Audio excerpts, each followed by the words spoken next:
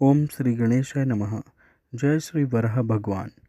वराह अवतार भगवान महाविष्णु का तृतीय अवतार है। जब जब धरती पापी लोगों से कष्ट पाती है, तब तब भगवान विविध रूप धारण कर इसके दुख दूर करते हैं। सतयुग में जब दैत्यों ने पृथ्वी को रसातल में छिपा दिया था, तब भगवान महाविष्णु ने वराह शूकर के रूप में अवतार लेकर पृथ्वी का उद्धार किया था। भगवान वराह ने रसातल से निकालकर पृथ्वी को जहाँ स्थापित किया था, वह स्थान भगीरथी गंगा के तटस्थ सूकर क्षेत्र धाम सोरोजी के नाम से प्रसिद्ध है। इनकी शक्ति अथवा पत्नी देवी पृथ्वी हैं।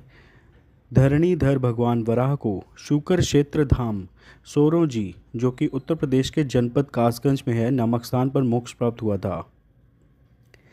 अतः तभी से शूकर क्षेत्र धाम सोरोजी में हरि की पौड़ी आदि गंगा के रूप में स्थित है, जिसमें मृतक की अस्थियां मात्र 3 दिन में रेणु रूप हो जाती हैं।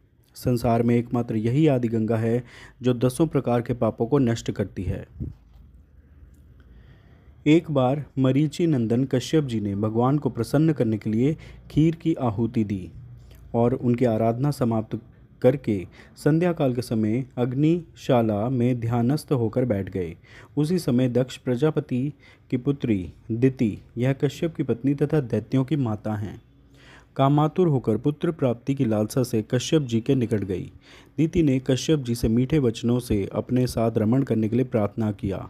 इस पर कश्यप जी ने कहा, हे प्रिय, मैं तुम्हें तुम्हारी इच्छा अनुसार तेजस्वी पुत्र अवश्य दूंगा, किंतु तुम्हें एक प्रहर के लिए प्रतीक्षा करनी होगी।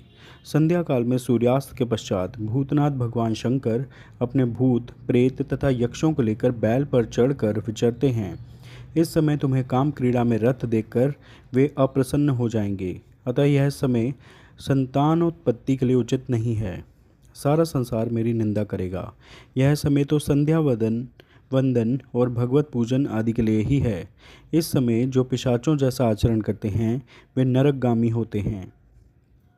पति के इस प्रकार समझाने पर भी उसे कुछ भी समझ में न आया और उस कामातुर दिति ने निर्लज्ज भाव से कश्यप जी के वस्त्र पकड़ लिए। इस पर कश्यप जी ने दैव इच्छा को प्रबल समझकर देव को नमस्कार किया और दिति की इच्छा पूर्ण की, और उसके बाद शुद्ध जल से स्नान करके सनातन ब्रह्म रूप गायत्री का जाप करने लगे। दिति ने गर्भ धारण करके कश्यप जी से प्रार्थना की कि हे आर्यपुत्र, भगवान भूतनाथ मेरे अपराध को क्षमा करें और मेरा यह गर्भ नष्ट न करें। उनका स्वभाव बड़ा उग्र है, किंतु वे अपने भक्तों की सदा रक्षा करते हैं। वे मेरे बहनोई हैं, मैं उन्हें नमस्कार करती हूँ। कश्यप जब संध्या वंदन आदि से निवृत्त हुए, तो उन्होंने अपनी पत्नी को अपनी संतान के हित के लिए प्रार्थना करते हुए और थर थर काँपती हुए देखा, तो वे बोले, हे दिति, तुमने मेरी बात नहीं मानी। तुम्हारा चित्त काम वासना में लिप्त था। तुमने असमय में भोग किया है। तुम्हारे कोख से महाभयंकर अमंगलकारी 2 अधम पुत्र उत्पन्न होंगे। संपूर्ण लोगों के निरपराध प्राणियों को अपने अत्याचारों से कष्ट देंगे, धर्म का नाश करेंगे, साधु और स्त्रियों को सताएंगे। उनके पापों का घड़ा भर जाने पर भगवान कुपित होकर उनका वध करेंगे। दिति ने कहा, हे भगवान, मेरी भी यही इच्छा है कि मेरे पुत्रों का वध भगवान के हाथ से ही हो, ब्राह्मण के शाप से ना हो, क्योंकि ब्राह्मण के शाप के द्वारा प्राणी नरक में जाकर जन्म धारण करता है। तब कश्यप जी बोले, हे देवी, तुम्हें अपने कर्म का अति पश्चाताप है, इसलिए तुम्हारा नाती भगवान का बहुत बड़ा भक्त होगा और तुम्हारे यश को उज्जवल करेगा। वह बालक साधुजनों की सेवा करेगा और काल को जीत कर भगवान का पार्षद बनेगा। कश्यप जी के मुख से भगवद पौत्र के उत्पन्न होने की बात सुनकर दिति को अति प्रसन्नता हुई और अपने पुत्रों का वध साक्षात भगवान से सुनकर उसका सारा खेद समाप्त हो गया। उसके 2 पुत्र हिरण्याक्ष और हिरण्यकश्यप का जन्म हुआ और विधि के विधानों के हिसाब से ये दुष्टता की राह पर चल पड़े। ये प्रभु की इच्छा से इनके कुल में प्रहलाद और बलि जैसे महापुरुषों का भी जन्म हुआ। जय और विजय को शाप। एक बार सनक, सनंदन, सनातन और सनत कुमार, ये चारों सनकादि ऋषि कहलाते हैं और देवताओं के पूर्वज माने जाते हैं।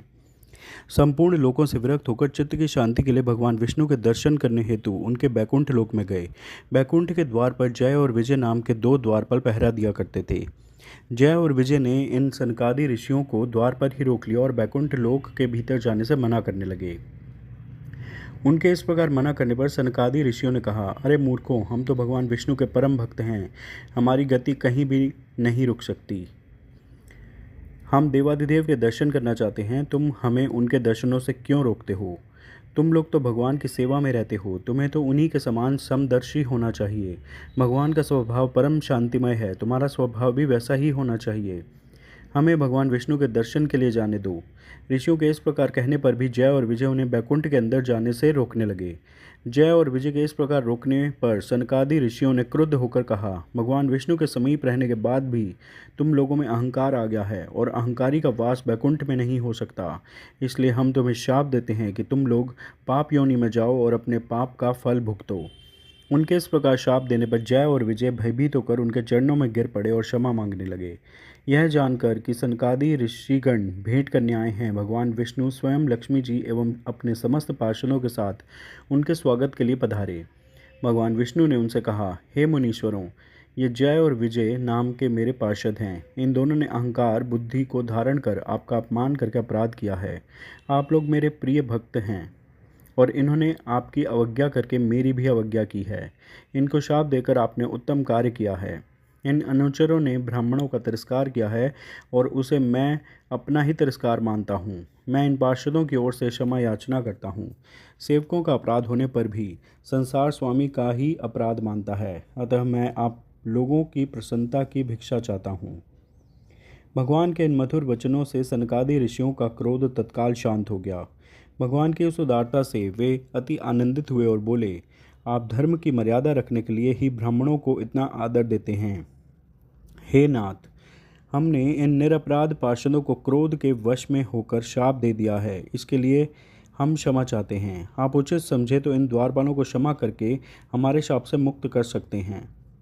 भगवान विष्णु ने कहा, हे मुनिगणों, मैं सर्वशक्तिमान होने के बाद भी ब्राह्मणों के वचन को असत्य नहीं करना चाहता, क्योंकि इससे धर्म का उल्लंघन होता है।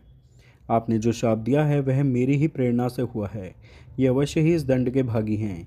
ये 3 जन्म असुर योनि को प्राप्त करेंगे और मेरे द्वारा इनका संहार होगा।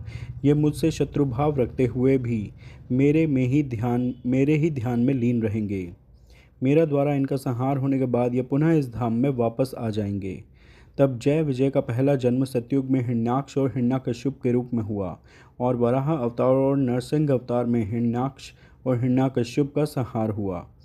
त्रेता युग में रावण कुंभकर्ण के रूप में हुआ, जिनका संहार श्री राम द्वारा अंत में तीसरे जन्म में शिशुपाल दंतवक्र के रूप में हुआ और श्री कृष्ण के द्वारा इनका संहार हुआ और ये श्री विष्णु के निवास बैकुंठ धाम में वापस आ गए।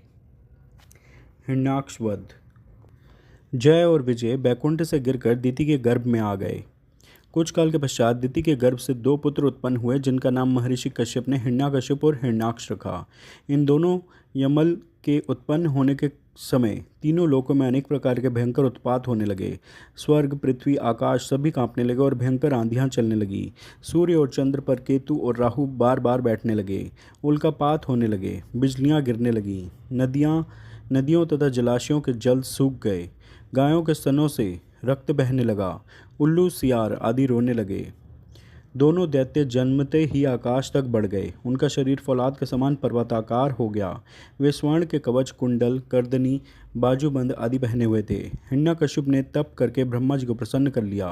ब्रह्मा जी से उसने वरदान ले लिया कि उसकी मृत्यु न दिन में हो, न रात में, न घर के भीतर हो, न बाहर। इस तरह से अभय होकर और तीनों लोकों पर विजय प्राप्त करके वह एक छत्र राज्य करने लगे। उसका छोटा भाई हिरण्याक्ष उसकी आज्ञा का पालन करते हुए शत्रुओं का नाश करने लगा। एक दिन घूमते घूमते वह वरुण की पुरी में जा पहुंचा। पाताल लोक में पहुंचकर हिरण्याक्ष ने वरुण देव से युद्ध की याचना करते हुए कहा, हे वरुण देव, आपके जगत के संपूर्ण दैत्यों तथा दानवों पर विजय प्राप्त किया है। आपने जगत के संपूर्ण दैत्यों तथा दानवों पर विजय प्राप्त किया है। मैं आपसे युद्ध की भिक्षा मांगता हूँ। आप मुझसे युद्ध करके अपने युद्ध कौशल का प्रमाण दें।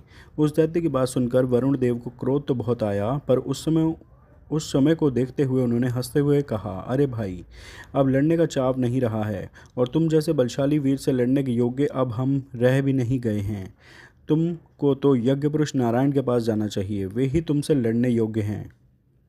वरुण देव की बात सुनकर उस दैत्य ने देवऋषि नारद के पास जाकर नारायण का पता पूछा। देवऋषि नारद ने उसे बताया कि नारायण इस समय वराह का रूप धारण कर पृथ्वी को रसातल से निकालने के लिए गए हैं। इस पर हिरण्याक्ष रसातल में पहुंच गया। वहां उसने भगवान वराह को अपने दाढ़ पर रख कर पृथ्वी को लाते हुए देखा। उस महाबली दैत्य ने वराह भगवान से कहा, अरे जंगली पशु, तू जल में कहाँ से आ गया है? मूर्ख पशु, तू इस पृथ्वी को कहाँ लिए जा रहा है? इसे तो ब्रह्मा जी ने हमें दे दिया है। रे अधम, तू मेरे रहते इस पृथ्वी को रसातल से नहीं ले जा सकता। तू दैत्य और दानवों का शत्रु है, इसलिए आज मैं तेरा वध कर डालूंगा।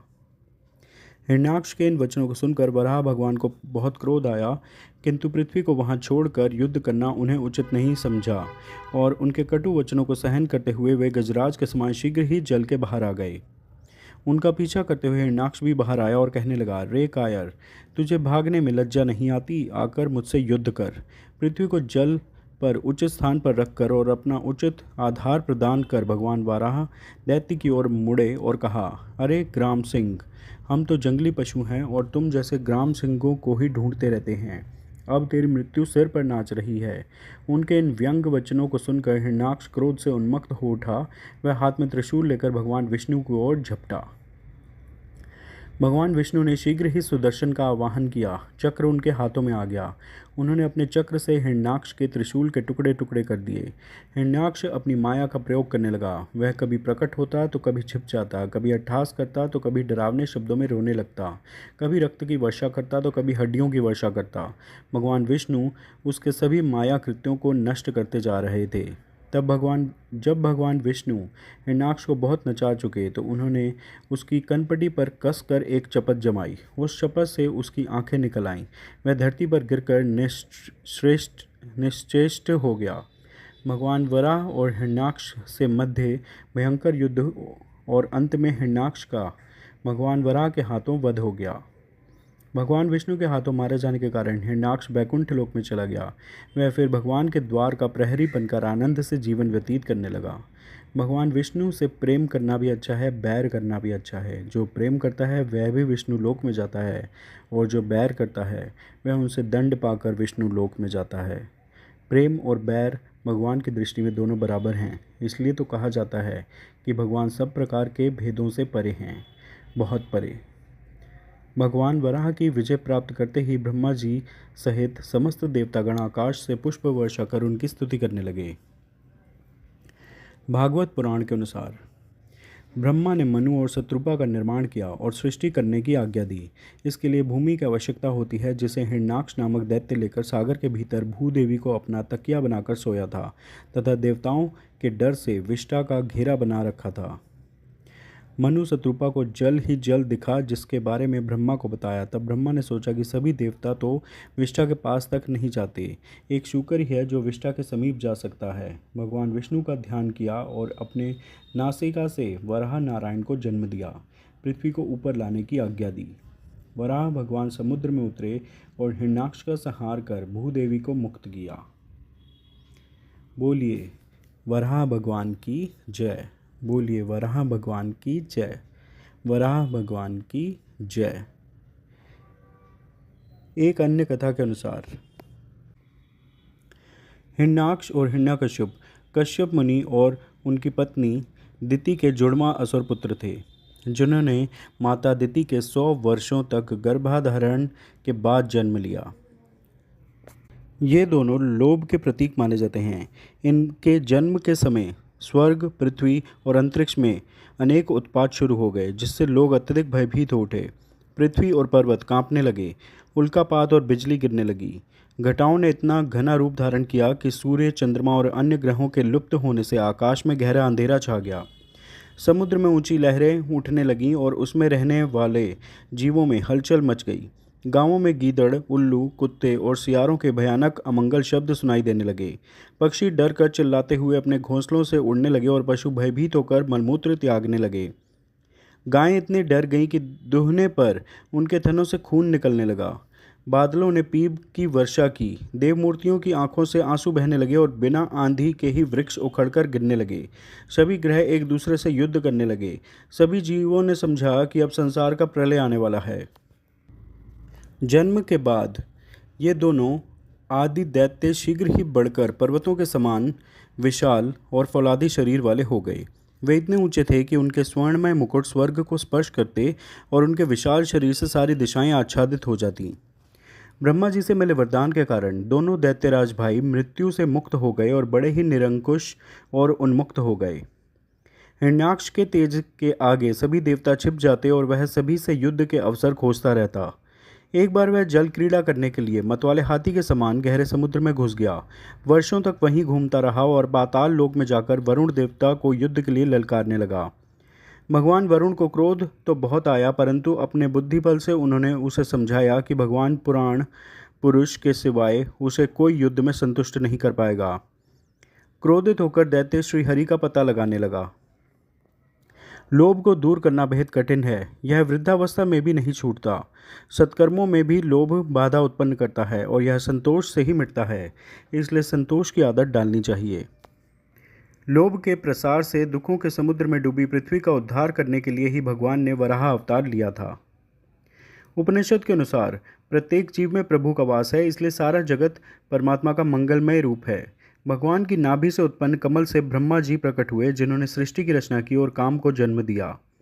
काम ने प्रथम पिता को मोहित किया, जिनसे स्वयंभू मनु और शत्रुपा रानी का जन्म हुआ और इससे प्रजा की वृद्धि शुरू हुई। उन्होंने ब्रह्मा जी को प्रणाम कर अपने योग्य आज्ञा मांगी। ब्रह्मा जी ने उन्हें गुणवती संतान उत्पन्न करने और धर्मपूर्वक पृथ्वी का पालन करने की आज्ञा दी। मनु ने अपने और अपनी प्रजा के रहने के लिए स्थान मांगा। पृथ्वी को जलमग्न देख ब्रह्मा जी ने सोचा कि इसे कैसे निकाला जाए। तब उन्होंने सोचा कि सर्वशक्तिमान श्री हरि ही इस कार्य को पूरा कर सकते हैं। इसी विचार में लीन ब्रह्मा जी की नासिका से अचानक एक वराह शिशु प्रकट हुआ, जो आकाश में खड़े खड़े हाथी के बराबर विशाल हो गया। मरीचि और अन्य ऋषियों ने सनकादि और स्वयंभू मनु के साथ श्री ब्रह्मा जी के साथ विचार विमर्श किया। आहा, आज यहाँ कैसा अद्भुत प्राणी प्रकट हुआ है। निसंदेह यज्ञ मूर्ति भगवान हमारे मन को मोहित कर रहे हैं। इसी समय भगवान यज्ञ पुरुष ने पर्वताकार होकर गर्जना की। सर्वशक्तिमान श्री हरि ने अपनी गर्जना से दिशाओं को गुंजा दिया और ब्रह्मा तथा श्रेष्ठ ब्राह्मणों को हर्षित कर दिया। मायामय वराह भगवान की घुरघुराहट सुनकर जनलोक, तपलोक और सत्यलोक के निवासी मुनियों ने तीनों वेदों के पवित्र मंत्रों से उनकी स्तुति आरंभ की। उनको स्तुति को वेद स्वरूप मानकर श्री भगवान अत्यंत प्रसन्न हुए और फिर गर्जना करते हुए देवताओं के हित के लिए जल में प्रवेश किया। पहले वे सूकर रूप भगवान ने पूंछ उठाकर आकाश में उछाल लगाई और अपनी गर्दन के बालों को झटका देकर खुरों के आघात से बादलों को छितराया। उनका शरीर अत्यंत कठोर था। त्वचा पर कड़े बाल थे, दाढ़ें सफ़ेद थीं और आँखों से तेज निकल रहा था। ऐसे तेजस्वी और शोभायमान भगवान यज्ञ पुरुष होते हुए भी सूकर रूप धारण करने के कारण अपनी नाग से सूंघकर पृथ्वी का पता लगा रहे थे। भक्त वत्सल और करुणा के निवास स्थान होने के बावजूद इस अवतार में वे क्रूर दिखाई दे रहे थे, परंतु उन्होंने अपनी स्तुति करने वाले मरीचि और अन्य ऋषियों की ओर बड़ी सौम्य दृष्टि से देखा और जल में प्रवेश किया। जब उनका कठोर शरीर जल में गिरा तो उसके वेग से समुद्र का पेट फट गया और उसमें बादलों की गड़गड़ाहट के समान भीषण शब्द हुआ, मानो समुद्र उनसे रक्षा की पुकार कर रहा हो। फिर भगवान यज्ञमूर्ति ने अपने तीक्ष्ण खुरों से जल को चीरते हुए उस विशाल जल राशि के दूसरे पार पहुँचे। वहाँ रसातल में उन्होंने सभी जीवों की आश्रयदात्री पृथ्वी को देखा, जिसे कल्पांत में शयन करने के लिए उद्यत श्री हरि ने स्वयं अपने ही उदर में समाहित कर लिया था।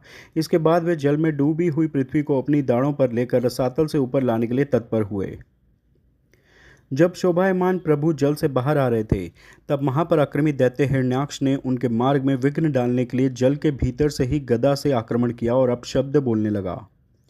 श्री भगवान ने भी क्रोध में उस दैत्य का तिरस्कार और उपहास किया। उनका क्रोध चक्र के समान तीक्ष्ण हो उठा और क्रोधित होकर दोनों में लंबे समय तक भयंकर युद्ध चला। फिर देवताओं की प्रार्थना पर श्री भगवान ने सुदर्शन चक्र छोड़ा और हिरण्याक्ष की कनपटी पर जोरदार तमाचा मारा।